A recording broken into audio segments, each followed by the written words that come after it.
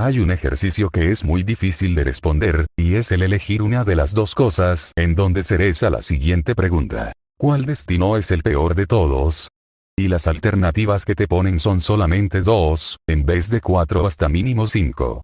Y esas dos alternativas son: A. La misma muerte. B. Vivir con sufrimiento. Hay personas que elegirían la alternativa A, pero otras personas la B, y entre ellas estoy yo, y la razón por la que elegí esa respuesta es algo que, si se pusieran en mi piel, lo comprenderían perfectamente. ¿Sabes una cosa? Hace 2 años me recuperé de la que yo pienso sinceramente, es la enfermedad mental y emocional más terrible de todas: la depresión. No quiero contar muchos detalles, pero resumido, tenía una pareja y una hermosa hija, pero un fatídico día 3 de agosto, mi esposa, regresando de un paseo con mi hija mientras yo estaba en el trabajo, fueron atropelladas por un conductor borracho que no respetó el paso peatonal donde cruzaban. Ese imbécil me las mató y, junto con que pocos días después la empresa donde trabajaba se fuera a pique, fueron los detonantes de que entrara en ese pozo emocional profundo y oscuro que casi me lleva al suicidio mediante autoflagelación. En esos momentos en donde yo estaba en la completa miseria emocional e incluso económica, recuerdo que, puesto que estaba enjaulado en mi casa porque ni siquiera tenía ganas de ir al exterior, decidí, después de pensarlo por un buen tiempo, salir de mi casa un momento a intentar relajarme. Con mis llaves salí a tomar un poco de aire fresco, me senté en una banca y me quedé ahí un buen rato, y realmente fue la mejor decisión que tomé en mi vida, puesto que, en esos momentos de reflexión solitaria, se me acercó una mujer, puesto que me había visto sentado con la cara cabizbaja o tal vez apagada y perdida, y recordando eso me da un poco de vergüenza. Me preguntó curiosa y extrañada qué era lo que me pasaba, y yo, al principio, le mentí, diciendo que no pasaba nada y que estaba bien, pero ella me miraba dudosa y preocupada, así que no tuve otra cosa que contarle toda la historia, aunque no la conocía de nada en ese momento, pero me tenía que desahogar a como de lugar. Cuando terminé el relato entre suspiros taciturnos, ella me consoló abrazándome, diciendo que me comprendía, puesto que había pasado por casi lo mismo que yo, y me contó su historia.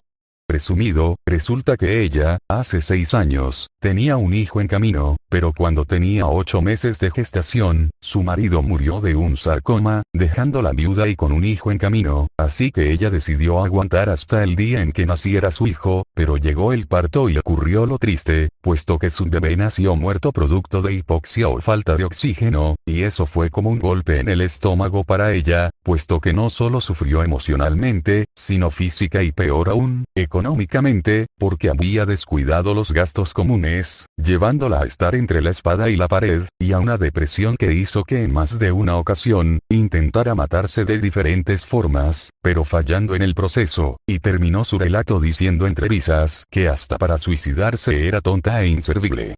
Le dije que no dijera eso, y le manifesté de forma sincera que lamentaba mucho lo ocurrido y que lo sentía en el alma, y ella, entre lágrimas, me dio las gracias.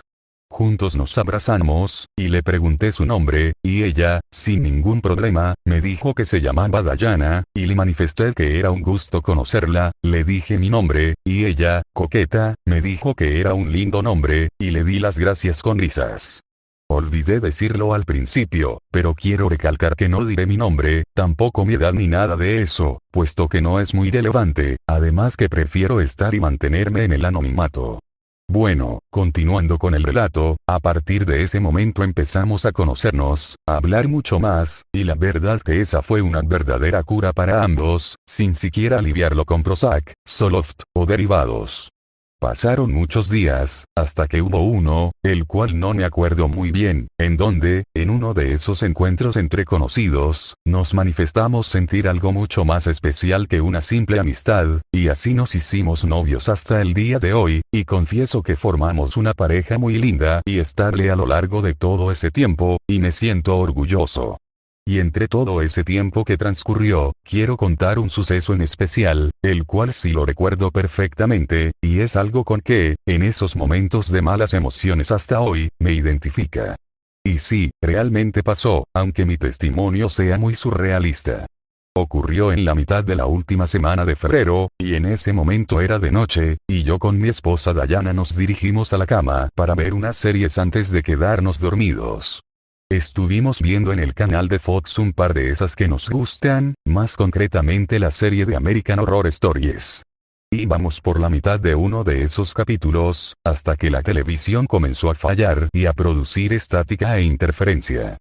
Comencé a molestarme, ya que pensé que la señal de la red que teníamos se había caído, y no era la única vez que pasaba, pero mi pensamiento cambió cuando comenzó a dar un episodio de una serie que le ponía a mi difunta hija, una serie que aparece en el canal de Disney Channel, una serie que impulsa la habilidad creativa enfocada en el arte y las manualidades a los niños y niñas. Así es, era Art Attack.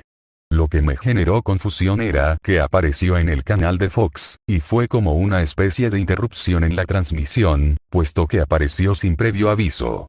Recuerdo que aquella serie le encantaba a mi querida hija, y ella, cada vez que aparecía un episodio, reunía sus cosas de manualidades para estar preparada. Esos recuerdos me sacan una sonrisa, pero también un par de lágrimas. Le manifesté con nostalgia a Diana lo anterior dicho, y ella me comprendió perfectamente, y nosotros, curiosos por el hecho, decidimos ver qué era lo que pasaba ahí.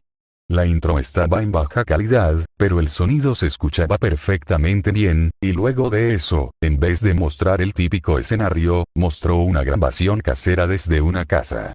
La grabación tenía una calidad no muy baja como el principio, y se podía ver la fecha de grabación en la esquina superior derecha, la cual decía 24 de febrero de 2008. La cámara enfocaba hacia la mesa de un comedor, y encima había blocks de dibujo junto a lápices de variados colores. En ese momento comenzó a escucharse pasos que se acercaban al sitio de grabación, y apareció en escena, sentándose en la silla. Pude reconocerlo, y efectivamente era el presentador de Art Attack, aunque se notaba un poco diferente, ya que su ropa no era la que comúnmente utilizaba en el programa, sino una ropa X, normal, como cualquier persona, pero lo que noté en su rostro era que tenía ojeras muy marcadas y una expresión fría y apagada, como si no tuviera ganas de hacer eso, pero fue cuando miró a cámara, y su expresión cambió ipso facto a una amigable, simpática y sonriente. Él suspiró, y comenzó presentándose. Hola. Bienvenido a Art Attack de Disney. Este es un video que te demuestra que no necesitas ser un experto yendo hacia arriba o en picada para ser un gran artista. Así que, al ataque. Oye, ¿y qué crees que necesitas para tener un retrato de todo lo que te ha hecho feliz alguna vez en tu vida, pero que ahora, por cosas del puro destino, se termine por desvanecer, dejándote muy triste, y eso tenerlo colgado en tu habitación para aliviarte? Bueno, lo único que necesitas son útiles tan sencillitos como un perforador, un hilo blanco, blocks de dibujo, y por supuesto lápices de variados colores. Esto es lo que tienes que hacer.